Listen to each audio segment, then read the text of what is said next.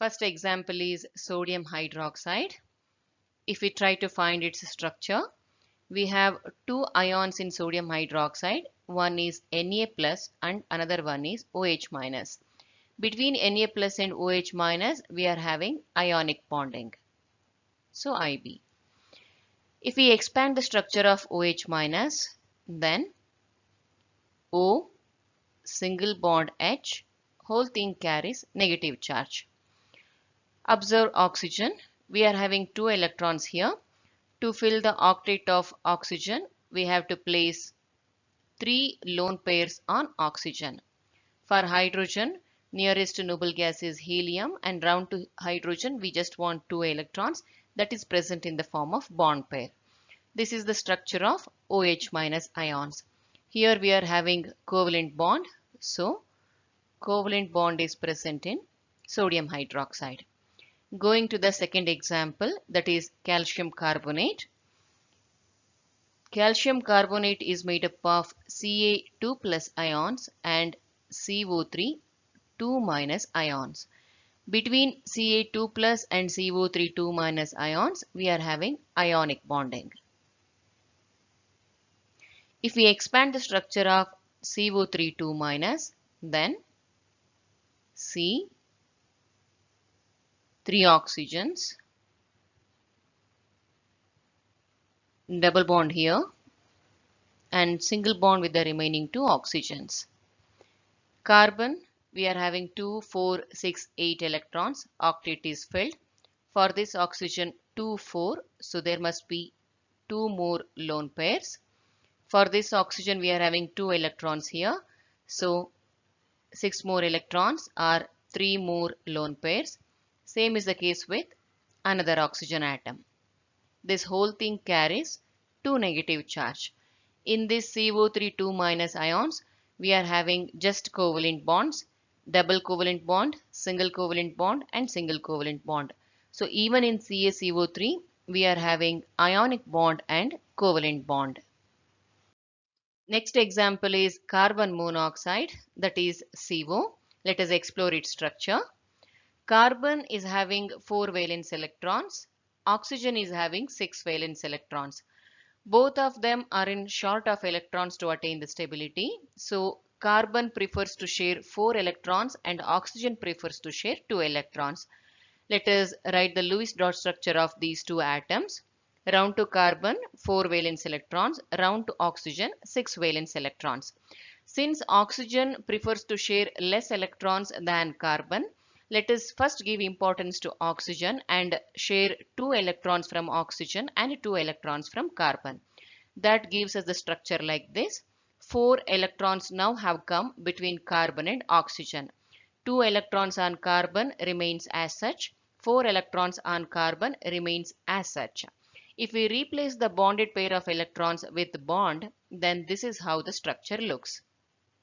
Now if we count the electrons round to both the atoms, round to carbon we are having 2, 4, 6 electrons, meaning carbon is short of 2 electrons to attain the stability, meaning carbon is a potential acceptor to form a coordinate bond.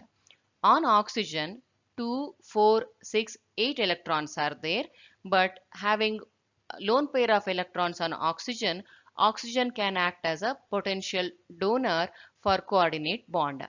Having a acceptor and a donor, this sets the condition for the formation of coordinate bond. So, oxygen donates these 2 electrons and there will be a formation of coordinate bond between carbon and oxygen. Arrow will be pointing to carbon because carbon is the acceptor and oxygen is the donor. Now in this molecule, we are having covalent bond between carbon and oxygen, that is 2 in number, and 1 coordinate bond between oxygen and carbon. So we have coordinate bond and covalent bond in carbon monoxide. Next molecule is HNO3, that is nitric acid. Nitric acid has nitrogen, oxygen and hydrogen elements in it.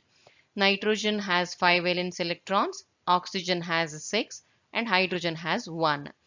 To attain the stability, nitrogen and oxygen prefers to have 8 electrons in its valence shell, that is nothing but octet, and hydrogen prefers to have 2 electrons in its valence shell.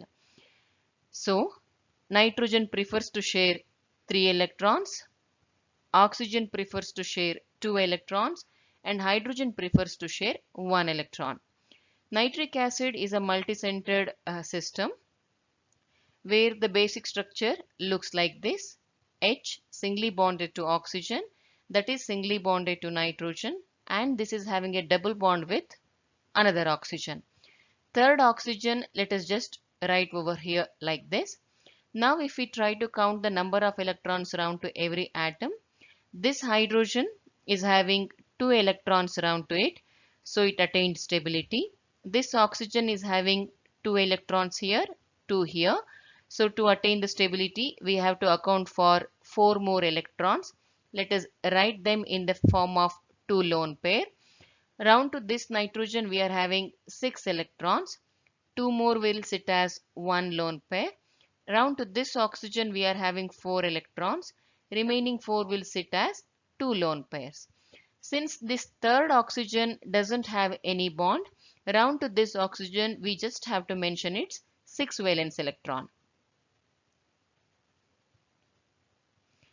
Since this oxygen is short of 2 electrons to attain the stability, this is a potential acceptor to form a coordinate bond.